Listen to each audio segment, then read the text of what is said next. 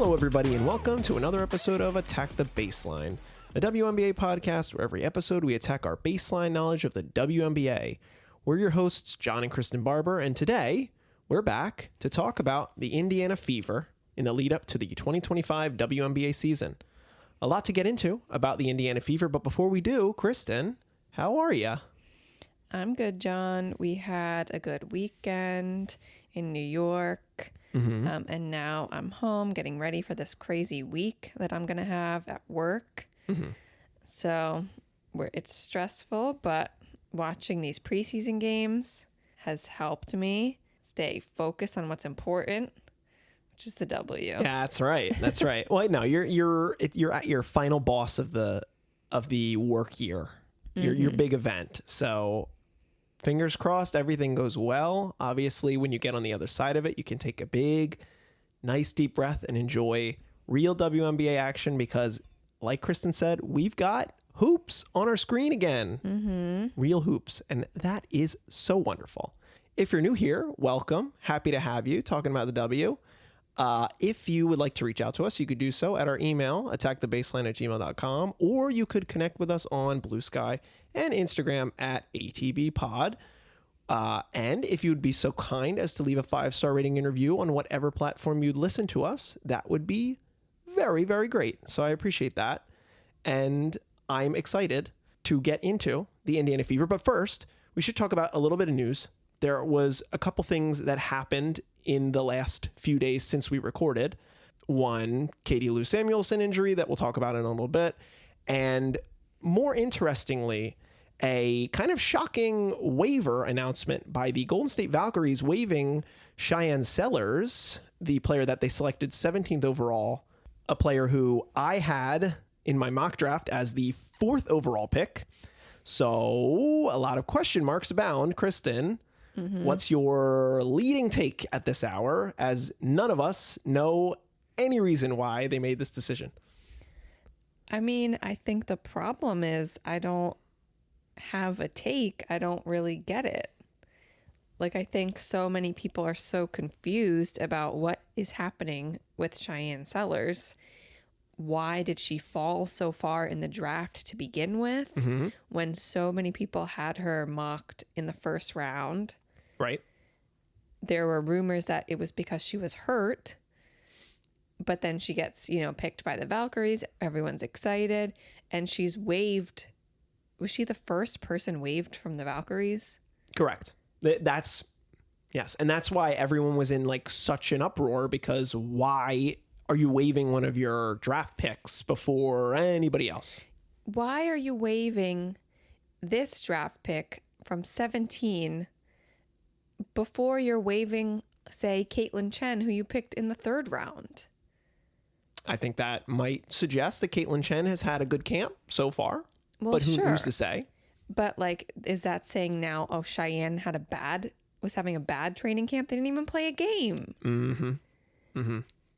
So like, is she hurt? And is this why? Well, her sister came out and said, no, Cheyenne's not hurt. Perfectly healthy, full health. So we have this statement from Natalie Nakase. Yes. I'm sure you've seen it. We've talked about it in our group chat. You've seen it online, but read it for our audience who hasn't. Yeah. So Natalie Nakase on this move said, Cheyenne picked up everything we asked her to do, did everything we asked. It's just that I have to choose the best 12 that are going to fit. Doesn't mean it's the most talented. It means it's the best 12. Well, those are the same. Actually. Yes. What I said this to you last night. What best 12 means, I think Natalie Nakase is suggesting that availability is the best ability. And as, us being fans of the Philadelphia 76ers and Joel Embiid, who is often not always available, but a top 5 player in the league when he's healthy, availability is not the best ability. I'll say that. I'll stand by that fact, as they say on the rights to Ricky Sanchez. But in this case, it doesn't compute. When you're a brand new team, it just doesn't make sense that you would not want to keep the 12 most talented players. So clearly they do not think that she's the 12 most talent. She's one of the 12 most talented. But by saying this statement, they're suggesting that she is. But then why did you just draft her 2 weeks ago? Right. Why did you even draft her then if you think she's not good? Right. And we talked with listener Tim in our group chat, and he was upset, obviously, about the decision.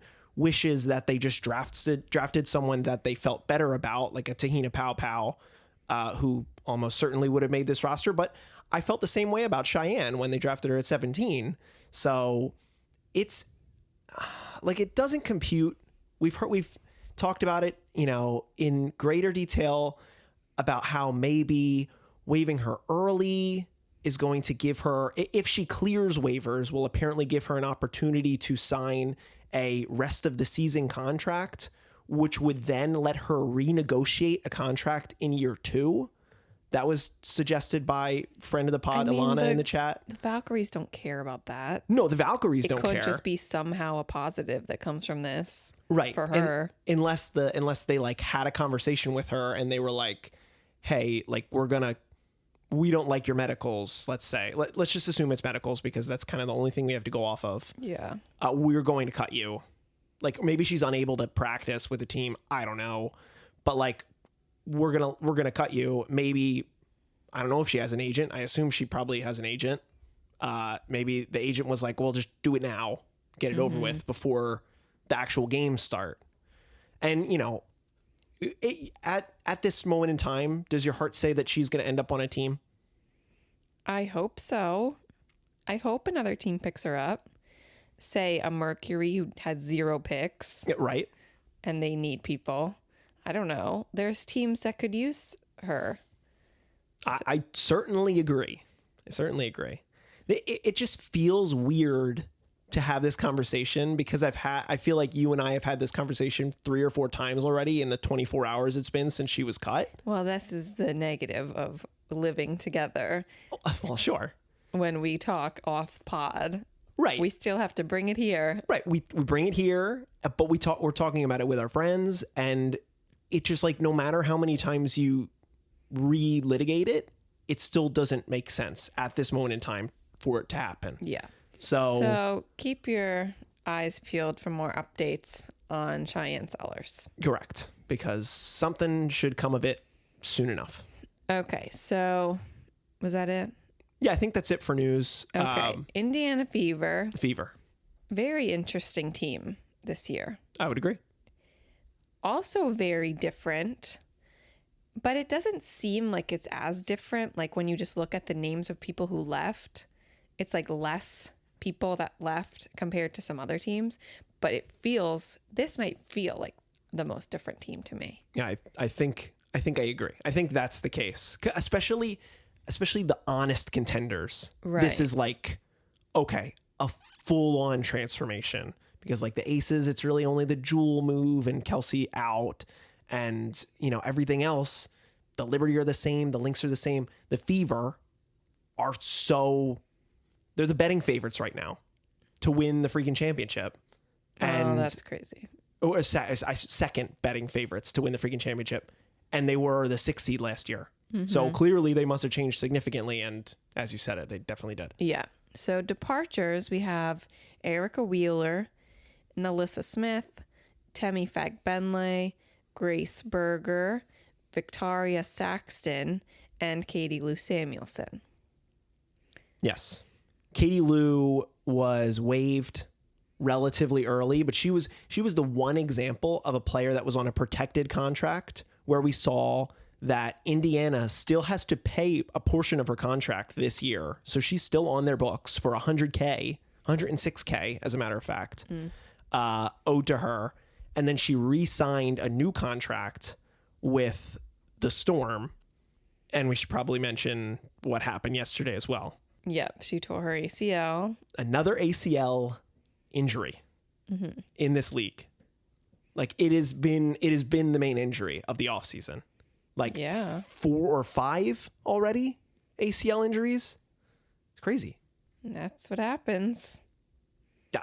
Unfortunately, it is a very common basketball injury. Mm-hmm. But I mean, you just said like maybe they made a right choice getting rid of Katie Lou ahead of time. Yeah, it would have a right choice in hindsight when she gets injured on another team. I don't think that the trade or the move necessarily meant that she would have gotten injured in Indy.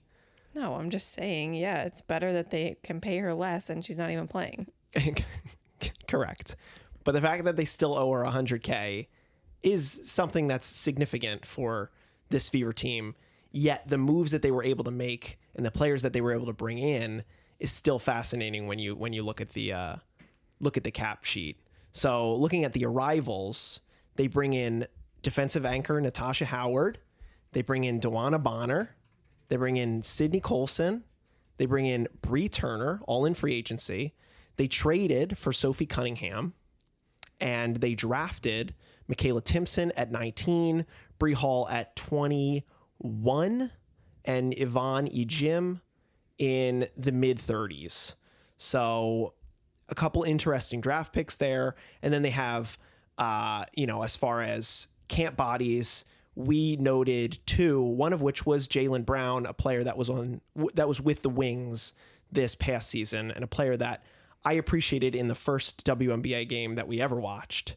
So maybe she has an opportunity to make this team, but they added a lot of really quality talent to Caitlin, Aliyah Boston, and Lexi Hall, players that were very good last season that now have an incredible extra cast to join them in a pursuit for a championship. Hiring shouldn't be a hassle or a drain on your budget. Upwork is your one-stop shop to find, hire, and pay top freelance talent, saving you time and keeping costs in check, all in one place. Do you know the secret to businesses that are scaling faster than ever? They're using Upwork to tap into a diverse pool of skilled freelancers across various industries. With more than 2 decades of experience, with a simple and ambitious goal, to pioneer a better way of working. Posting a job on Upwork is easy. No cost to join. You can register, browse freelancer profiles, get help drafting a post, or even book a consultation. From there, you connect with freelancers that get you and can easily hire them to take your business to the next level. Upwork makes the entire process easier, simpler, and more affordable with industry-low fees. Visit Upwork.com right now and post your job for free. That's Upwork.com to post your job for free and connect with the top talent ready to help your business grow. That's UPWORK.com, Upwork.com. This is your before and after story. Instead of imagining a rewarding career in medical imaging, Southeastern College can actually take you there. Prepare for a career in ultrasound, radiology, and X-ray technology. With hands-on specialized training, simulations, and real-life experience with the latest imaging technology, you'll be ready to play a vital role on any healthcare team. Transform your life by helping others. Southeastern College, your future is bright. Visit scc.edu to get started. Okay, so we can look at the projected starting roster. Caitlin Clark, obviously, at starting point guard. Kelsey Mitchell, also a very good player from last year, at shooting guard. DeWanna Bonner and Natasha Howard as forwards, and then Aliyah Boston as the starting center. Right. So a clear upgrade on Melissa Smith at a forward spot. Like, DeWanna Bonner is as trustworthy as a forward as possible. And I've already mentioned how Natasha Howard was brought in specifically to anchor this defense because, to be honest, last season, part of the reason why they only went 20-20, especially why they had such a tough start in the early season when they lost as many games as they did, is that it was tough for them to really figure out their defensive identity. And I think that's what Natasha Howard's main role is going to be. And Natasha Howard has said on Twitter that she's shooting for an MVP this season. MVP and Defensive Player of the Year. So okay. Natasha Howard clearly has, a huge drive this season and expects the team to compete at the highest level. Mm-hmm. And now, what did you think? What was your reaction to Do you remember how you felt when DeWanna Bonner signs that contract? Because she was one of the earlier free agent moves, and we were kind of like, oh, she's not going to be with AT. Like, that's kind of crazy. Yeah, that was crazy because that obviously we love that dynamic from last year of Alyssa Thomas and DeWanna Bonner, who were in a relationship, being on the same team together. So that is a huge bummer. But I think it will help them significantly. That was also a huge upgrade for them. Why? Who necessarily was the small forward last year? Well, I think they did a lot of, especially near the end, they did a lot of 3-guard lineups. Yeah. They played Lexi Hull in that spot. She got a lot of run because it was the 2 guards were always CC and Kelsey. And I guess Wheeler too, like a little bit. But right. So DeWanna Bonner, an upgrade over any of those players. Absolutely. She's such a consistent, high scoring historically. Right. She's an older player, but she's been incredibly good her whole career. She's very dependable. She's fast. Yep. So great moves getting DeWanna Bonner. That is like, we want to win. Yeah, I agree. I think she's certainly one of the most win now players that that any of these teams could have added in free agency. So when they made that moves, it's like, okay, pretty clear indicator. Let's look at the rest of the roster that we have built out. There are a couple question marks that I think are interesting. Obviously, they signed Sydney Colson. She's making the squad. Lexi Hull is still going to be there.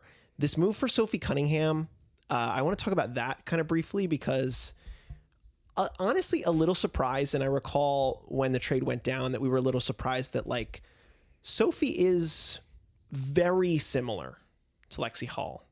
You know, might do a couple things a little different, but the role that they're going to play and the fact that they look very identical when you watch them on the court, especially with they're both wearing headbands. One of them's got to ditch the headband.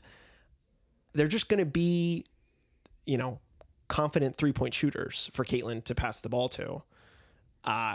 Do you think there's like going to be any issue with like the repeatability of the two players, or do you feel like it can't really hurt to have? No, I think it's better to have 2 players that do that instead of 1. Sure. Because that gives you more variety, spreads out defenses more. As much as there are questions circulating around Sophie Cunningham, correct, in general, ones that we won't need to get into, I very much appreciated like how well she could shoot threes last year, at least in the beginning of the season. Yeah. I think she kind of fell off after the first couple weeks. Right. But she started very hot last year. And I was surprised by that. And then Lexi was kind of the opposite last year, where she started very slow. And then the end of the season was crazy hot from 3. So that's fine. Like they can trade off. I think it'll work very well. I think that's a good point. Like, oh, you know, if the Sophie Cunningham hand is not hot, then you go to Lexi. I know in the game, we were just watching the Brazil game. Lexi Hull was 3 for 3 from 3 early in the first half. So like clearly Lexi still has her shot. And that's going to be a big part of why this team will or will not be successful, because they relied so heavily on her being one of the best shooters in the league coming off of Caitlin. And, you know, we on our bingo board are saying that Caitlin could probably get to 10 assists per game this season. We were anticipating it being very possible for her to set that record. And, you know, that's going to be reliant on having players that can shoot the ball. So I guess, yeah, it just makes sense to add the most confident shooters in the W. Even if it means you're adding another player in Sophie who really likes to, you know, clap back at the refs every now and again. But maybe that's just part of the Fever experience. Filling out the rest of the roster, we have Bree Turner making it. And we have Damiris Dantas, a player who is currently not with the team, but a player that was pretty quality for them down the stretch last season. So I would anticipate her being there as well. And then we get to the point where after 10 players, it gets a little tight on the salary cap. So I have them signing Michaela Timpson, one of their rookies, and keeping her on the squad. I don't think Bree Hall, unfortunately, will make the cut here, even though it would be cute for her to get back to playing with Aliyah Boston, which she did in a video when she was drafted by them. But Timpson, if I recall, has a 6'10" wingspan. And in this game that we were just watching, like, it was very evident that she's going to be able to learn a ton from DeWanna Bonner. She's going to be able to play like a small center role, like a small ball five. And like, she's just able to reach her arm out and get like a really tough pass into the paint and make it look so easy. And she was putting that on display like she was a pro in this first game or in this second game, I guess, against Brazil. So I think they picked really well at 19, selecting Timpson here to add another bigger body to this squad when you're going to be so reliant on shooters. Mm-hmm. Yeah. So I guess really like one of the main strengths or one of the main changes from this team from last year to this year is their size. Like they increased with Natasha Howard and DeWanna Bonner, both bigger players, and then now Michaela Timpson. Right. So that's a huge positive. Right. And Timpson's another good defender. So, clearly you bring in Stephanie White, and Stephanie White is like, we're going to not only be one of the best offenses in the league, plan to be one of the best offenses in the league, we're going to also be, one of the best defenses in the league. And that's the formula that wins you championships. So I have to respect the moves that they made because it came across very well. Yeah. No, I think it's going to work out very well for them. Yeah. I think Caitlin and Aliyah, they're really like the main two still. Yeah. And both of them are still very young. Right. And both of them are still going to make a lot of mistakes. So that perhaps may detract from, some wins this year. Who knows? And that potentially is a weakness. Just those two players being really the core, and they're so young. Right. Right. But they helped a lot with experience level. Exactly. Bringing in the rest of the team. Right. So the weaknesses, like we've talked about so many other teams, like this is where we're going to be talking about teams that have very few or less glaring weaknesses. There's not one that really jumps out right away outside of the inexperience of Aliyah and Caitlin at this level. Like, they made the playoffs. That's great. They didn't make it out of the round. So they've got their work cut out for them to continue to grow, but they have a bunch of players that are going to tell them this is what it's like to be at the best level of the W. And can they just learn on the fly and continue to grow together is going to be what they're going to need to aim for. Yeah. So in the off season, I guess, like Lexi Hall and Aliyah Boston were both developing in Unrivaled. Right. Lexi Hall coming off of the Unrivaled championship win. Congratulations. That's great. Aliyah Boston definitely was a quieter player in Unrivaled, someone we really didn't see much pop from in general, but she got playing time and she was, working with these players still and growing. Caitlin was, I'm sure she was on the court, but she didn't go overseas and she didn't play in Unrivaled and she didn't play in Athletes Unlimited. So she has had a long break of playing like competitive basketball. Not saying that that's going to affect anything. She looks good in these preseason games. She's been in the weight room. Correct. We hear. It doesn't necessarily come across on the screen, but yeah, she's apparently like, 10 pounds heavier or something like that. Like a crazy amount. Really? No. It doesn't seem that way. No. But you got to trust it. You got to believe it. If anybody's going to do it, it's going to be the number one overall pick from the previous year is going to be in the room cooking. And when she's like not a big player, like, yeah, she does need to bulk up. And so she doesn't get pushed around and then cry at the refs all the time that, she's being fouled. Correct. So she needs to be like a little bit more of a bully. Yeah. Yeah. Bulking season. Well, but that was bulking season. Now it's hooping season. Yeah. Kristen, there are 13 teams in the WNBA, and the Indiana Fever are one of them. Where do you have them placing in the field of 13?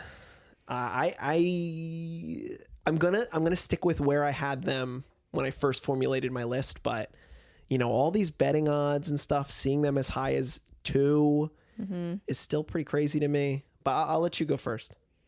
I have the Indiana Fever placing 3rd this year. 3rd. Okay. I have the Fever in the 4 spot. You can probably guess who 1, 2, or 3 is, and I can probably guess who 1, 2, and 4 are for you.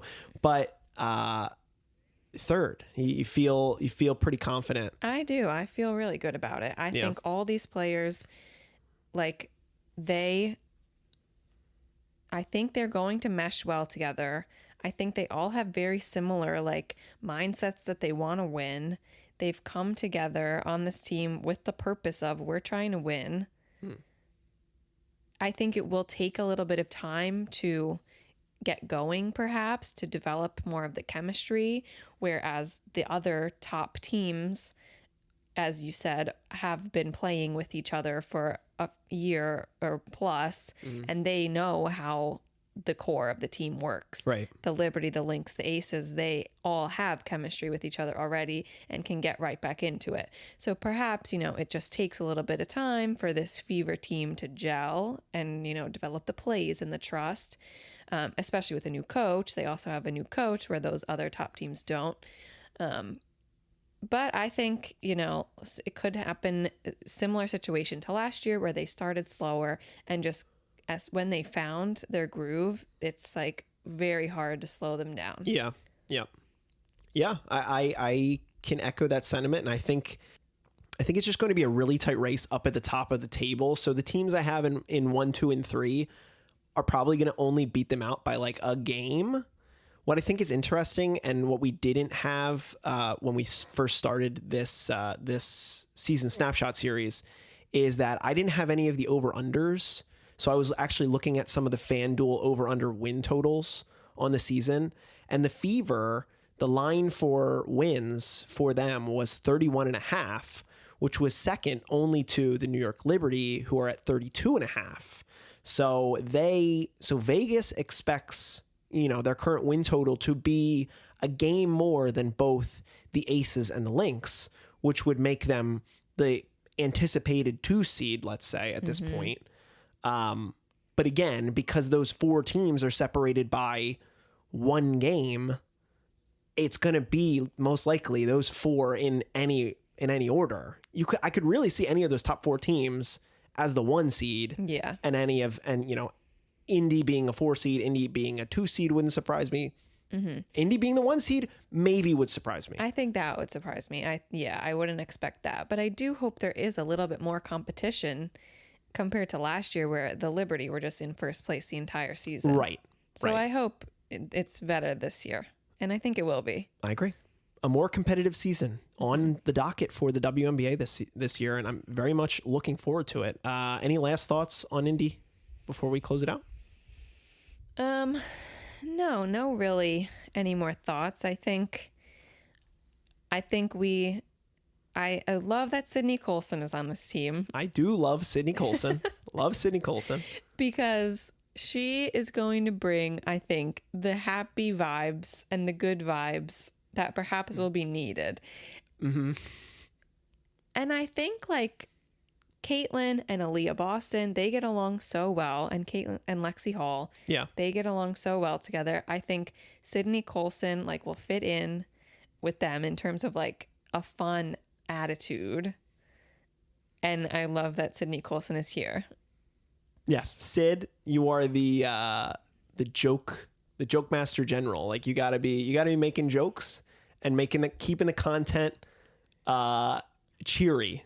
Keep the people wanting to root for the Fever. Correct. Sydney Colson. Correct. Well, that sure won't be a problem for the people of Iowa and the people of Indiana, because they are already out in droves to watch this Fever team. So we'll see how the Fever do this season. We're going to continue our Snapshot series with the last year's 5 seed, the Seattle Storm. So check that one out in a few days.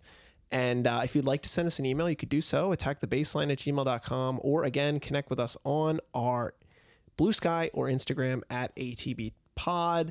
Kristen, I'm staring at the baseline. What are we going to do? Attack it. Attack the baseline. Thank you so much for listening, and we'll be back very soon with more team compositions.